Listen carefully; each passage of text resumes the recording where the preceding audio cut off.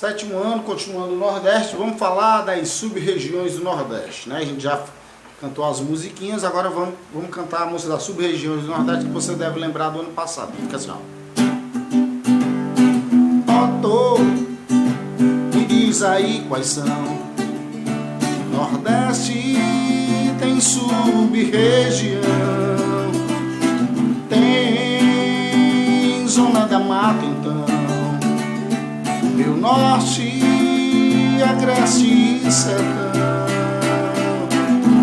E se quiser saber pra onde eu vou, pras praias do Nordeste, é pra lá que eu vou. E se quiser saber pra onde eu vou, pras praias do Nordeste, é pra lá que eu vou.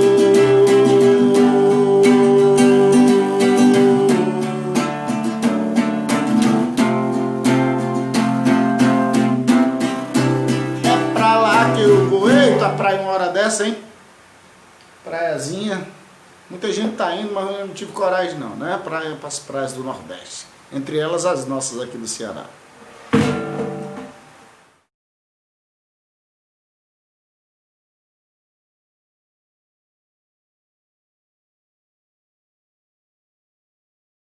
A questão, né?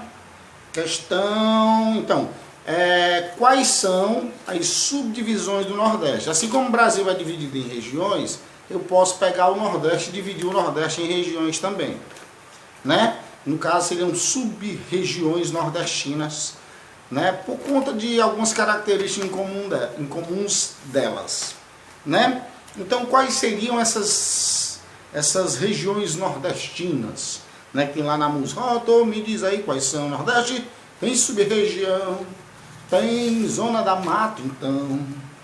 Meio norte, agreste e sertão. Tem zona da mata, então. Zona da mata é uma. Meio norte é outra. Agreste é outra. Sertão é outra. Então vamos lá. Resposta definitiva da nossa perguntinha. Quais são as sub-regiões do Nordeste? Não tem ordem, né? Você pode botar em outra ordem. Então vamos botar na ordem da música. Zona da Mata, Meio Norte, Agreste e Sertão. Então essas são as grandes regiões do Nordeste. O Nordeste que é uma das grandes regiões pela divisão do IBGE e por outras divisões também, né? Nordeste, como eu falei para vocês, são 9 estados, né? Mas aí eu posso dar uma subdivididazinha. Inclusive, ano passado, quando nós fizemos a feira, nós fizemos também levando em consideração as sub-regiões nordestinas, né? Que é exatamente Zona da Mata, Meio Norte, Agreste e Sertão. Então, essa é a resposta da nossa pergunta. Tá bom? Tá bom.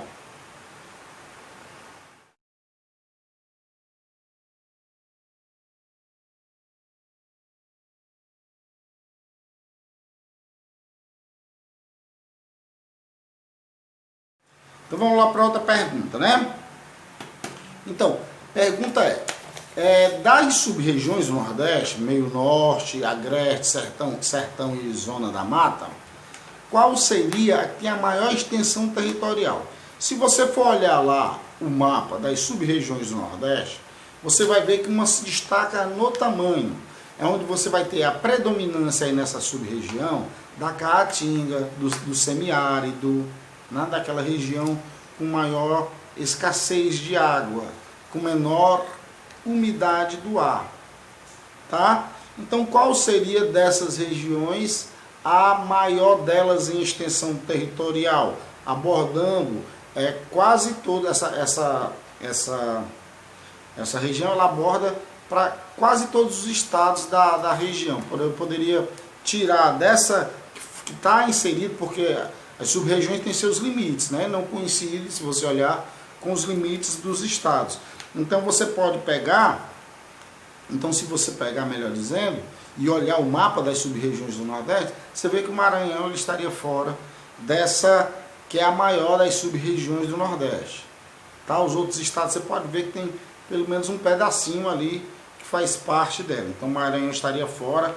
Então, resposta definitiva, qual a maior das sub-regiões da região Nordeste pela divisão do IBGE do Brasil? Ficou complicado, né? Qual a maior das sub-regiões do Nordeste? Então, a maior das sub-regiões do Nordeste, claro, e evidentemente, que é o sertão. Né? O pessoal lá, não sei de onde, canta a música sertaneja, né? Na realidade devia ser música do serranejo, que é do cerrado, né? Mas não faz mal não, né? Chamar também de música sertaneja. Sertaneja porque seria, claro e evidentemente, do sertão. Então o sertão é a maior das regiões em extensão territorial do Nordeste.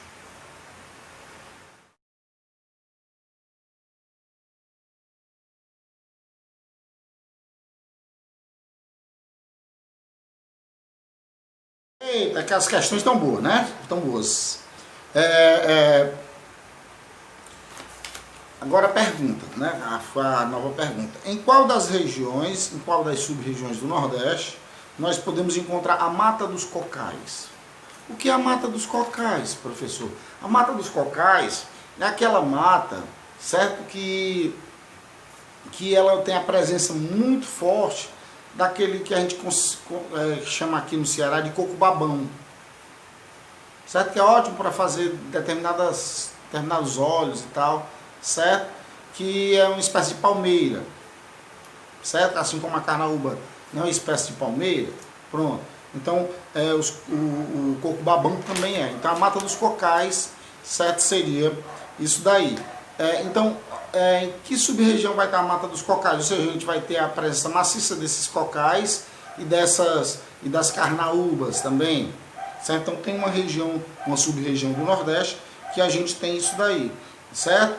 Ou seja, é o chamado coco babaçu, os babaçuais, certo? Que a gente chama de coco babão também. Então, babaçuais e carnaubais, então estão presentes na Mata dos Cocais. Então, a Mata dos Cocais é, na realidade, uma floresta, uma vegetação, que é a transição entre a floresta amazônica e a caatinga. Estão lembrados da floresta amazônica, que é um bioma, e a caatinga, que é aquele bioma brasileiro mesmo, né?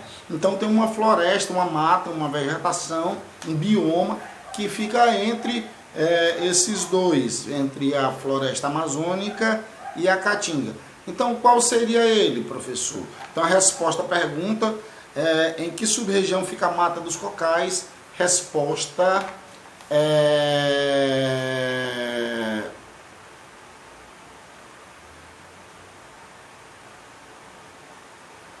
Espera aí que eu vou lembrar.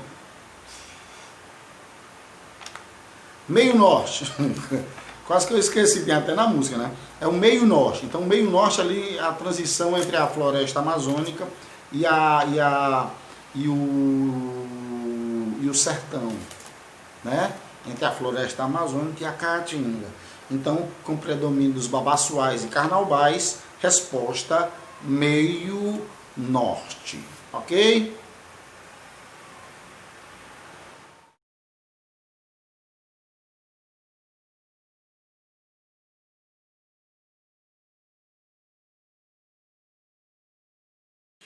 Próxima questão.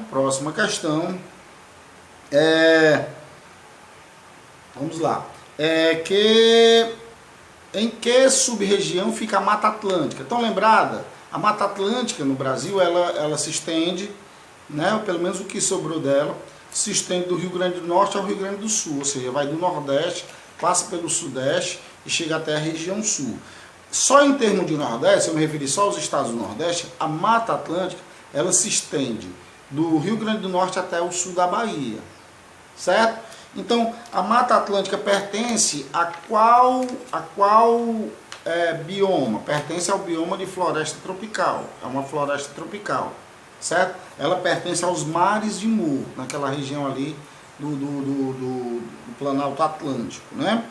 Então, em que bioma, aliás, em que sub-região do Nordeste se encontra a Mata Atlântica? A Mata Atlântica está, né, a maior região é o sertão, a nossa segunda resposta, onde está a Mata dos Cocais, é o meio norte. E claro, a Mata Atlântica, como o próprio nome sugere, Mata Atlântica, mata. Então, zona da mata. Então, a Mata Atlântica, aquela floresta que deveria ter a maior biodiversidade do mundo, só não tem, porque ela foi bastante devastada, principalmente no começo da colonização do Brasil por Portugal, por conta de que tinha muito pau-brasil. Tá? Então, a Mata Atlântica fica na zona da mata, a maior das sub-regiões é o sertão, e onde fica a Mata dos Cocais, certo? É no meio norte.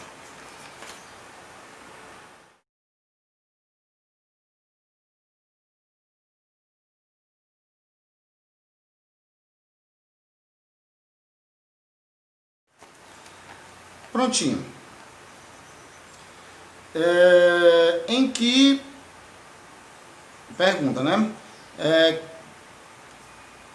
Que sub-região do Nordeste é a transição entre a zona da mata, bocejei um pouquinho, desculpa, que sub-região do Nordeste fica entre a zona da mata e o sertão? Ela é um pouco mais úmida do que o sertão e um pouco menos úmida, certo? Do que a zona da mata. Em homenagem a ela tem aquele livro do Jorge Amado chamado Tieta. Tieta que é exatamente essa sub-região do Nordeste. Tá? Ela engloba alguns estados ali do Nordeste, não fica restrita apenas em um. Por exemplo, você tem a região dela em Pernambuco, certo? E então quer dizer que ela é meio sertão, meio zona da mata, né? Então seria a transição entre essas duas sub-regiões do Nordeste. Você pode usar toda a sua inteligência e dizer assim, se uma das respostas, né? A segunda resposta foi o sertão, segunda resposta foi o meio norte, terceira resposta foi a zona da mata, só está faltando uma das 4 sub-regiões do Nordeste. Então a resposta, que sub-região do Nordeste fica entre o sertão e a zona da mata? Claro e evidentemente que é o Agreste. Né? O livro do Jorge Amado chama-se Tieta do Agreste. Né? Então você vai ter na Bahia, você vai ter em Pernambuco, o Agreste nordestino. Tá? Então aquela fica ali entre o sertão e a zona da mata.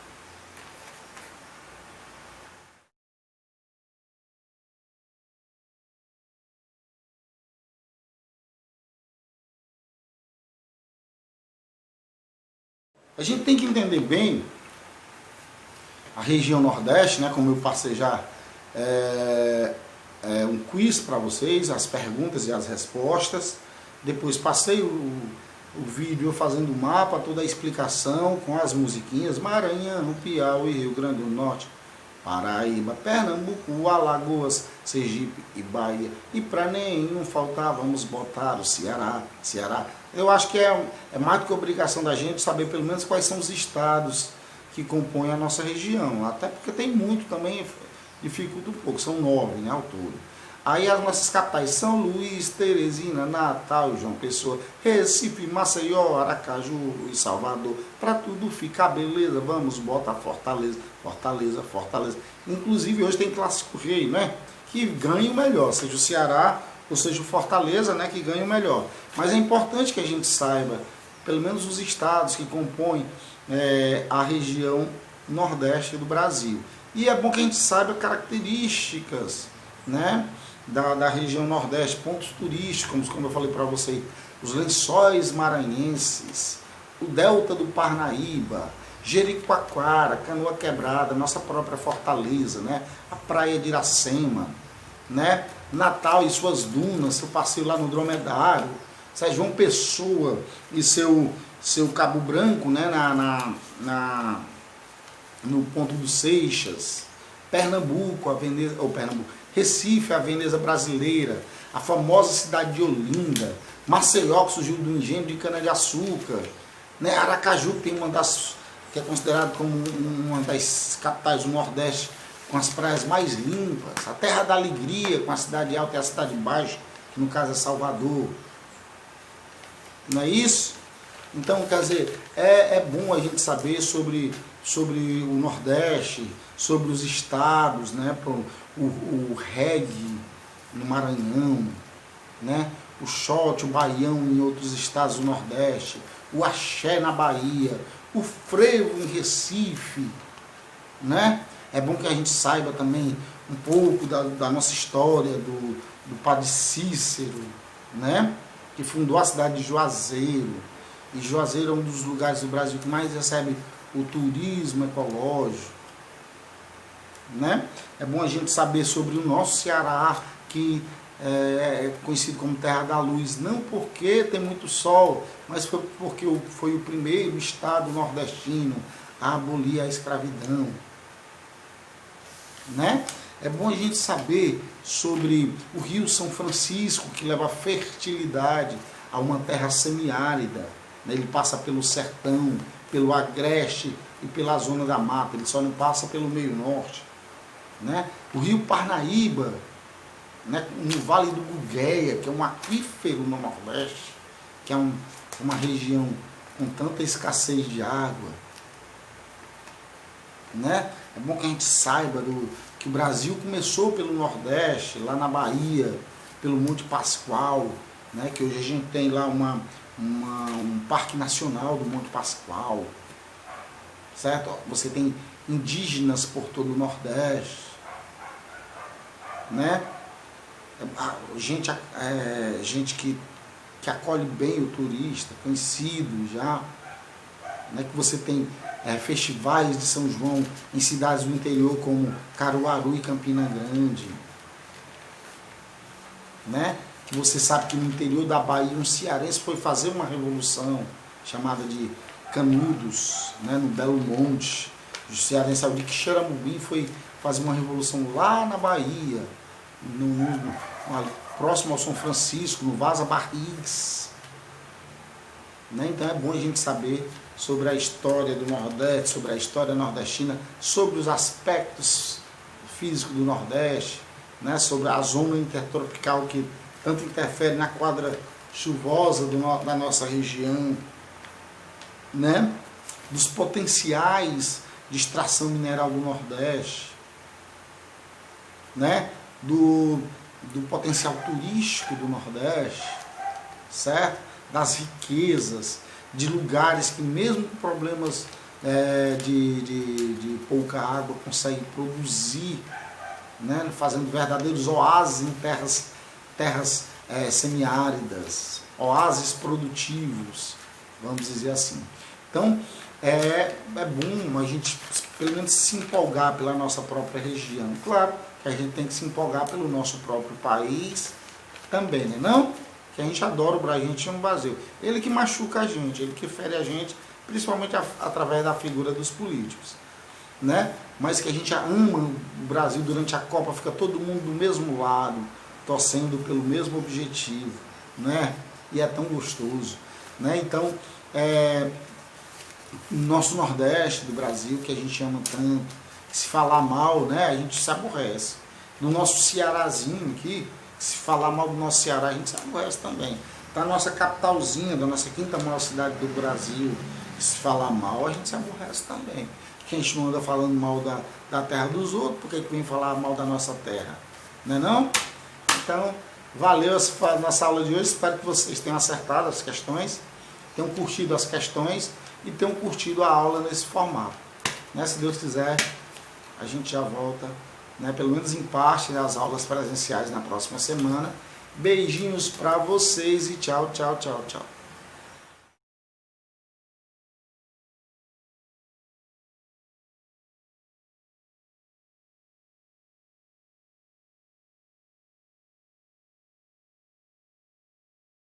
Pronto, então, a hidrosfera, evidentemente, se litosfera é a camada rochosa, a atmosfera é a camada gasosa, a hidrosfera é a camada de água da Terra. Eu não vou dizer camada líquida, porque líquida é um monte de coisa, né? Mas geralmente tem água em todo organismo líquido tem água, você pode ver. Né? Tem um pouquinho de água. Então, hidrosfera é a camada de água da Terra, tá bom? Ok? Hidro quer dizer água, esfera quer dizer camada, esfera, ou camada de água da Terra. Tirando a biosfera, evidentemente, dos 3 subsistemas naturais da Terra, ou dos 4 subsistemas naturais da Terra, né, com a biosfera, eu tenho o último que surgiu, que é a hidrosfera, a camada de água da Terra, tá bom?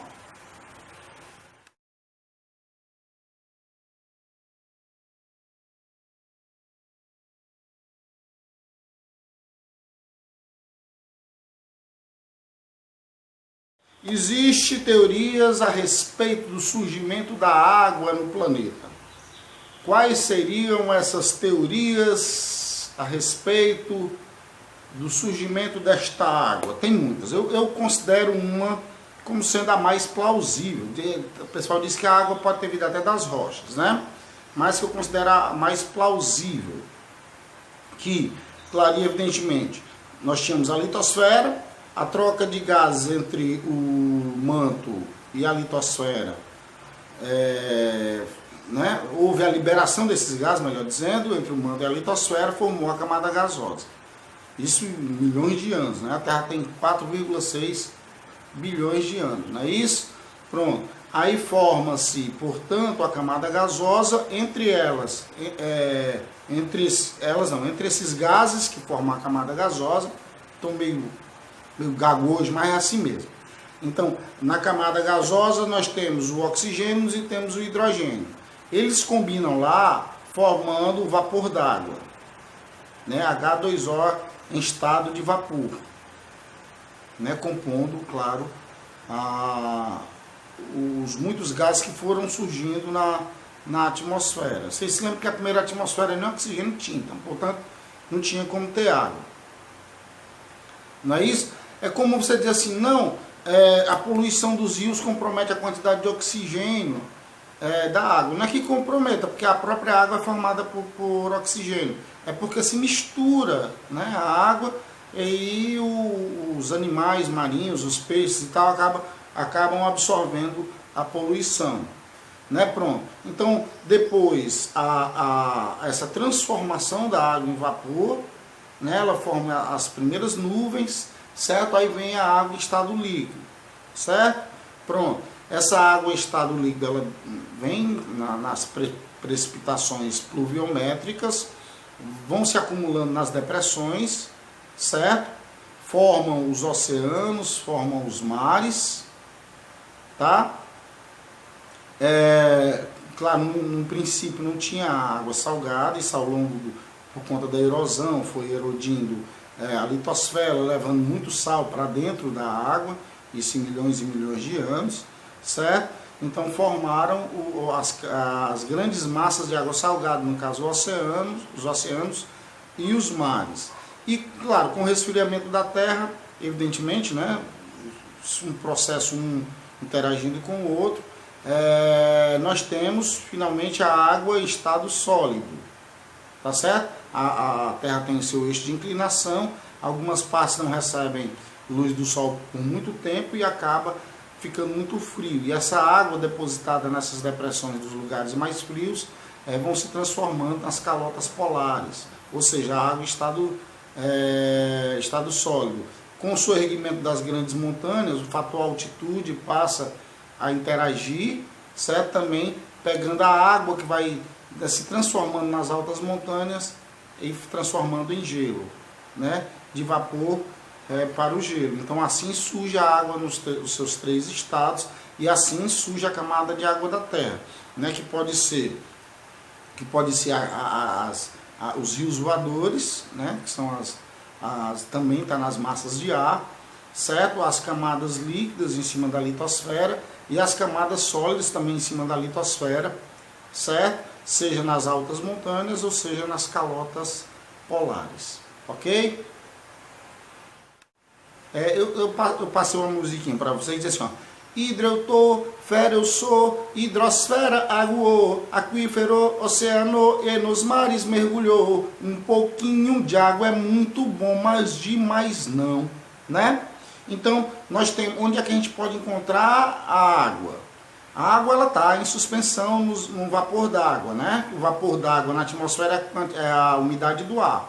Então, nós temos água em vapor, né? Nós temos as águas concentradas em massas ou melhor, a água em vapor concentrada em massas de ar, que eu chamo os rios voadores, onde eles vão levando, quando eles chegam, estacionam e cai o pau d'água, né? Evidentemente é porque lá em cima tinha água, tá?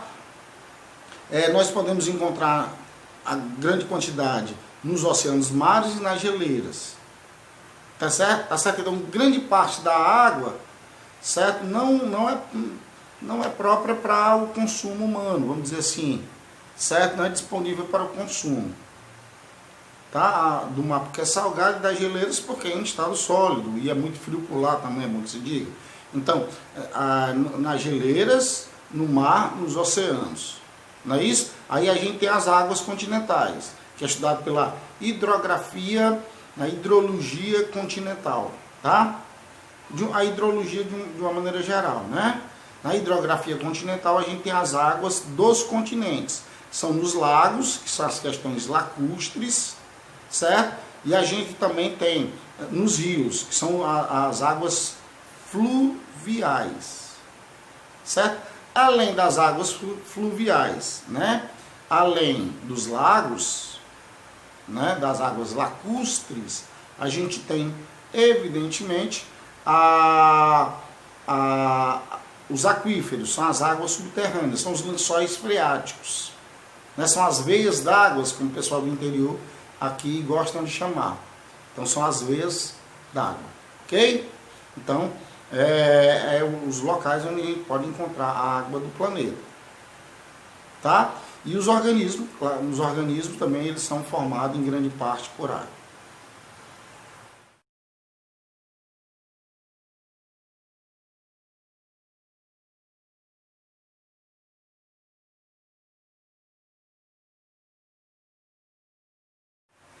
Então vamos lá. Que ciclo garantiria para nós, ou garante para nós, e sempre garantiu, a potabilidade da água? Né? Porque grande parte é salgada, certo? Outra parte está nas geleiras. Né? O homem aproveita para pegar e poluir a parte continental, que é a parte própria para o consumo do ser humano, que é um percentual muito pequeno em cima do percentual total de água do planeta, que a maior parte do planeta, 2/3, é coberto por água, mas a gente sabe que no planeta o que mais tem não é água, né? A gente sabe, né? Superficialmente olhando, realmente é água, por isso que o Guilherme Arantes fez aquela música Terra, Planeta, Água, Terra, Planeta, Água. É assim? Pronto. Então, que ciclo é esse que garante a potabilidade da água? Veja só, o sol bate na água superficial, seja a água do mar, né? Seja nas próprias geleiras, seja nas lagoas, seja nos rios e seja nos aquíferos, certo? E ele vai evaporar essa água, transformando ela no que a gente chama do vapor d'água. Não é isso? Que está lá nos rios voadores, simplesmente nas nuvens. Não é verdade? Então ela evapora. Aí lá, evidentemente, forma a combinação da matéria, que vocês são mais craques em química do que eu, essa combinação forma aquelas nuvens, aí a nuvem vai, né, absorvendo cada vez mais vapor d'água, até que ela fica saturada e vem a precipitação pluviométrica, ou seja, a água que estava aqui, seja poluída, né, porque o homem polui, seja salgada, ela evapora. Quando ela evapora,